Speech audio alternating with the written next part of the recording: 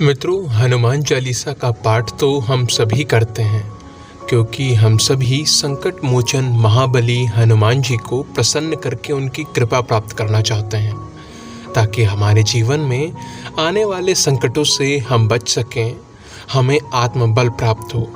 लेकिन कई बार कुछ लोगों के साथ ऐसा भी होता है कि उन्हें हनुमान चालीसा पाठ का वो लाभ नहीं मिल पाता जो वास्तव में उन्हें मिलना चाहिए। लोग निराश और परेशान हो जाते हैं, आखिर जो लाभ अन्य लोग प्राप्त कर रहे हैं वो उन्हें क्यों नहीं मिल रहा। तो मित्रों, यदि आपके साथ भी ऐसा हो रहा है तो कहीं ना जाइए, इस वीडियो में अंत तक बने रहिए। वीडियो के अंत में आपके प्रश्नों के उत्तर आपको मिल जाएंगे, क्योंकि आज के इस वीडियो में हम इसी विषय पर बात करेंगे कि आखिर हनुमान चालीसा का वास्तविक फल हमें क्यों नहीं मिल पाता। मित्रों, हमें पूर्ण फल प्राप्त नहीं हो रहा, इसके पीछे कई कारण हो सकते हैं। एक एक करके हम उन सभी पर बात करेंगे। पहला कारण, चालीसा पाठ से पूर्व राम जी का ध्यान न करना। मित्रों, हनुमान जी राम जी के परम भक्त हैं और जय श्री राम का घोष किए बिना हनुमान जी कोई काम नहीं करते। तो हनुमान जी की पूजा करने से पूर्व राम जी का ध्यान करना अनिवार्य होता है। तो मित्रों, यदि आप हनुमान चालीसा का पूरा फल प्राप्त करना चाहते हैं तो चालीसा पाठ से पूर्व राम जी की पूजा और उनका ध्यान अवश्य करें। ज़्यादा कुछ नहीं तो राम नाम का जप ही कर लें, मन में ही कर लें, लेकिन राम जी का ध्यान अवश्य करें। दूसरा कारण, केवल संकट के समय में ही पाठ करना। मित्रों, कई लोगों को आपने देखा होगा जो केवल संकट के समय में भगवान का ध्यान करते हैं, बाकी खुशी के समय में ना कोई पूजा ना कोई पाठ। उसी तरह से जैसे ही कोई समस्या आई, लोग हनुमान चालीसा का पाठ आरंभ कर देते हैं। समस्या दूर तो पाठ बंद। ये कहीं ना कहीं बहुत गलत बात है। आपको सदा ही हनुमान चालीसा का पाठ करते रहना चाहिए। चाहे दुख हो या सुख, कभी भी प्रभु से दूरी ना बनाएं। आप सदा ही हनुमान चालीसा का पाठ करते रहेंगे तो समस्या आपके निकट आएगी ही नहीं। तीसरा कारण, हनुमान चालीसा को सदा ही शुद्ध शरीर, शुद्ध मन और शुद्ध स्थान पर किया जाना चाहिए। मित्रों, यदि आप अचानक किसी बड़े संकट में फंस गए हैं तो हनुमान जी को पुकारने के लिए आप जिस भी अवस्था में हैं हनुमान चालीसा का पाठ कर सकते हैं। इसमें कोई समस्या नहीं है। लेकिन सामान्य स्थिति में आपको हनुमान चालीसा का पाठ एक पवित्र जगह पर बैठकर ही करना चाहिए, जैसे कि आपके घर के पूजा स्थल पर, मंदिर में, या जो भी जगह आपको पवित्र लग रही हो वहाँ पर आप कर सकते हैं। तो इस बात का ध्यान रखें। चौथा कारण, हनुमान चालीसा का पाठ दोहे के साथ न करना। मित्रों, कुछ लोग क्या करते हैं कि वो हनुमान चालीसा का पाठ तो करते हैं, आरंभ के जो दो दोहे हैं, श्री गुरु चरण सरोज रज और बुद्धिहीन तनु जानिके सुमिरो पवन कुमार, ये दो दोहे वो छोड़ देते हैं। साथ ही वो अंतिम दोहा पवन तनय संकट हरण, ये भी छोड़ देते हैं। बस मुख्य रूप से 40 चौपाइयों का ही पाठ करते हैं। फिर कहते हैं कि उन्हें पूरा लाभ नहीं मिल रहा। यदि आप भी ऐसा ही करते हैं तो आज से ही अपनी इस भूल को सुधारिए और दोहे को भी पाठ में सम्मिलित कीजिए। ये कोई अलग से जोड़े गए दोहे नहीं हैं। तुलसीदास जी ने इन्हें भी लिखा है। ये हनुमान चालीसा का अभिन्न हिस्सा है। अब से ये भूल आप न कीजिएगा। पांचवा कारण, हनुमान जी पर दृढ़ विश्वास न होना। मित्रों, विश्वास बहुत बड़ी बात है। यदि आप चालीसा पाठ करते हैं और आपके मन में संदेह है कि हनुमान जी आपकी बात सुनेंगे या नहीं सुनेंगे, हनुमान जी पर पूर्ण विश्वास नहीं है, तो निश्चित मानिए आपको लाभ नहीं मिलने वाला। आप कितना भी पाठ कर लीजिए, आपको वो लाभ नहीं मिलेगा जो आप चाहते हैं, जो मिलना चाहिए। इसीलिए सबसे पहले हनुमान जी के चरणों में दृढ़ विश्वास बनाइए। ऐसा विश्वास कि इस संपूर्ण संसार में मेरा साथ भले कोई भी छोड़ दे, पर मेरे हनुमान जी हर स्थिति में मेरे साथ हैं। मैंने पूर्ण मन से हनुमान चालीसा का पाठ किया है तो मुझ पर तो हनुमान जी कृपा करेंगे ही करेंगे। छठा कारण, नियमित पाठ न करना। मित्रों, हनुमान चालीसा का पूरा लाभ हमें नहीं मिलता।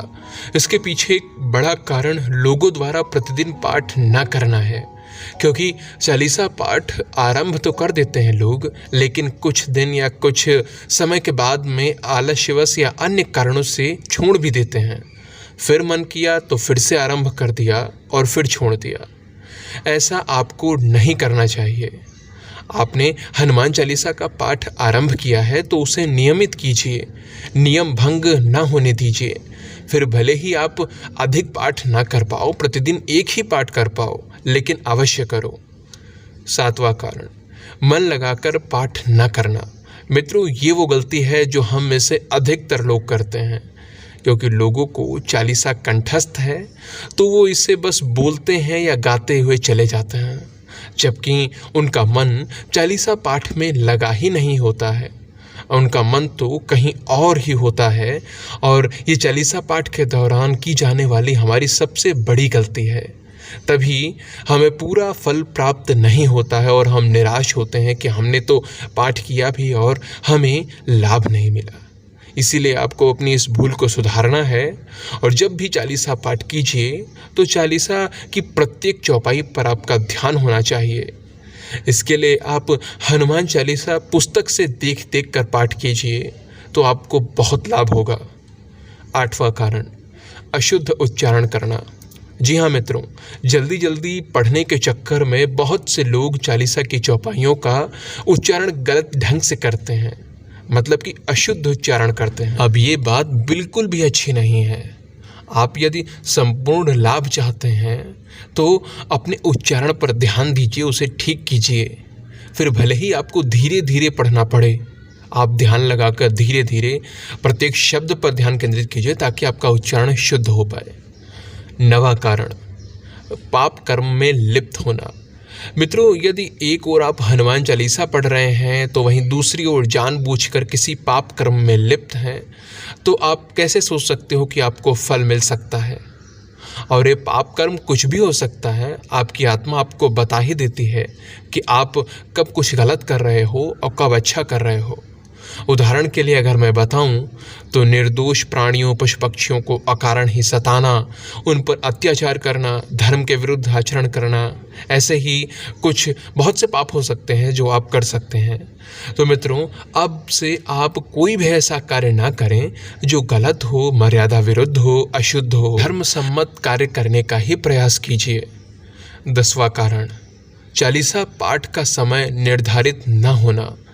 मित्रों, जब आप अचानक किसी संकट में आ गए हैं तो हनुमान जी को पुकारने के लिए आप किसी भी समय, किसी भी अवस्था में हनुमान चालीसा का पाठ कर सकते हैं।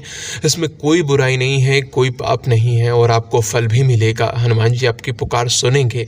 लेकिन सामान्य परिस्थितियों में यदि संभव हो तो आप एक समय निश्चित कर लीजिए, जैसे कि सुबह के समय या शाम के समय। सबसे उत्तम तो यह रहता है कि जब आप प्रातःकाल नित्य कर्म स्नान आदि से निवृत्त होकर हनुमान चालीसा का पाठ करें, ये सबसे उत्तम समय होता है। इससे आपको सुबह सुबह ही एक पॉजिटिव एनर्जी मिल जाएगी, जिससे आपका पूरा दिन अच्छा बीतेगा। तो मित्रों, ये वो कुछ 10 कारण थे जो मैंने आज की वीडियो में आपको बताया। ऐसे कारण तो कई हो सकते हैं जिस कारण से शायद आपको चालीसा पाठ का पूर्ण लाभ ना मिल रहा हो, लेकिन ये 10 कारण कहीं ना कहीं प्रमुख कारण हैं। इन पर आप ध्यान दीजिए और जो भी आपसे संभव हो सुधार करने का प्रयास कीजिए, और साथ ही हनुमान जी से क्षमा याचना भी करते रहिए, क्योंकि हम लोग चाहें कितना भी प्रयास करें, हमसे कोई ना कोई भूल तो हो ही सकती है। हनुमान जी बहुत दयालु हैं, बहुत भोले हैं, वो आपको अवश्य क्षमा करते हैं। प्रयास कीजिए कि जानबूझकर आपसे कोई गलती ना हो। जाने अनजाने की भूल तो प्रभु क्षमा कर ही देते हैं। तो मित्रों, आज के वीडियो में इतना ही। आपका अगर यदि कोई प्रश्न है तो आप नीचे कमेंट सेक्शन में पूछ सकते हैं। जय जय सिया राम, जय हो प्रभु श्री हनुमान जी।